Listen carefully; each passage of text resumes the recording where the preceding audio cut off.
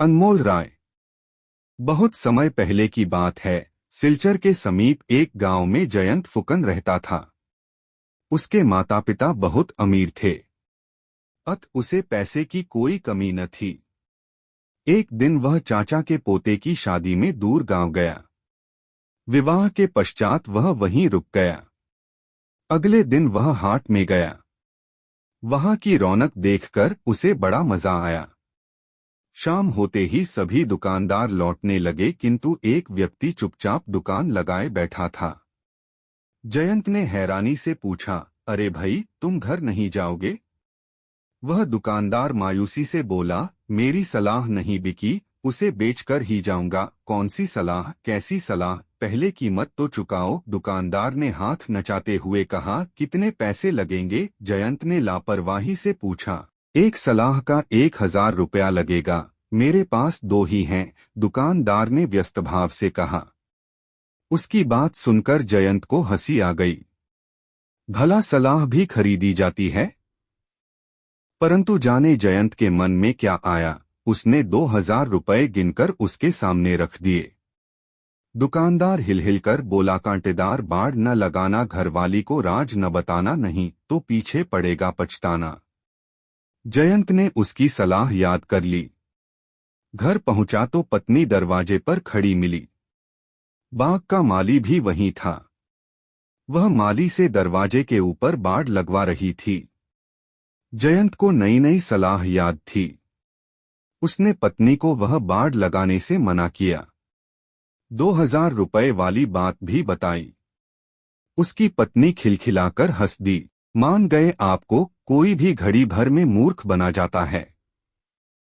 अरे, इतने रुपए पानी में बहा आए। मेरे लिए जेवर बनवा देते। जयंत चुपचाप भीतर आ गया। उसे अपनी गलती पर क्रोध आ रहा था। ठीक ही तो कहा पत्नी ने, 2000 रुपये गवा दिए। उस रात जयंत को सोते सोते विचार आया, क्यों न इन सलाहों को आजमाया जाए। उसने एक सूअर के बच्चे का सिर काटकर जंगल में छिपा दिया।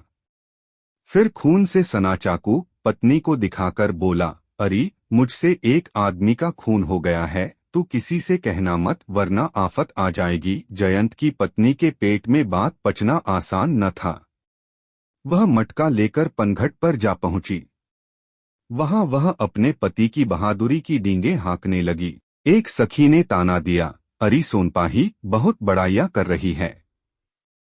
ऐसा कौन सा बड़ा काम कर दिया तेरे पति ने? जयंत की पत्नी सोनपाही ने पीछे हटना नहीं सीखा था। बात में नमक मिर्च लगाकर उसने शान से सबको बताया कि जयंत ने एक आदमी का खून करके उसकी लाश जंगल में छिपा दी है। शाम होते होते पूरे गांव में यह खबर फैल गई। जयंत खेत से लौट रहा था। लोग उसे देखते और हार रां, जान बचाओ कहकर भाग खड़े होते। जयंत कुछ समझ नहीं पाया। अगले दिन राजा का बुलावा पहुंचा। हड़बड़ाहट में जयंत घर से निकला। दरवाजे की कंटीली बाड़ में उसके सिर की पगड़ी गिर गई। जयंत उसे बिना पहने ही चल दिया। राजा के दरबार में नंगे सिर जाने की सख्त मनाही थी। जयंत को देख राजा गुस्से से भर उठा। तब जयंत को याद आई वह सलाह, कांटेदार बाड़ न लगाना। फिर राजा ने उससे गरजकर पूछा, तुमने एक आदमी का खून किया है? जयंत ने हकलाते हुए उत्तर दिया, जी मैं नहीं। क्या मैं लगा रखी है। स्वयं तुम्हारी पत्नी उस खून की गवाह है। जयंत के कानों में गूंजने लगा, घरवाली को राज न बताना, नहीं तो पीछे पड़ेगा पछताना। वह खिलखिलाकर हंस दिया। उसने धीरे धीरे राजा को समझाया कि किस तरह उसने सलाहों की परीक्षा लेनी चाहिए। राजा से आज्ञा लेकर वह जंगल में से सूअर का कटा हुआ सिर ले आया। राजा ने सारी बात सुनी तो वह भी हंसते हंसते लोटपोट हो गया। जयंत को ढेरों इनाम देकर विदा किया गया। सोनपाही कुछ नहीं जान पाई, परंतु जयंत ने उन सलाहों को सारी उम्र अमल में लाने का निश्चय कर लिया।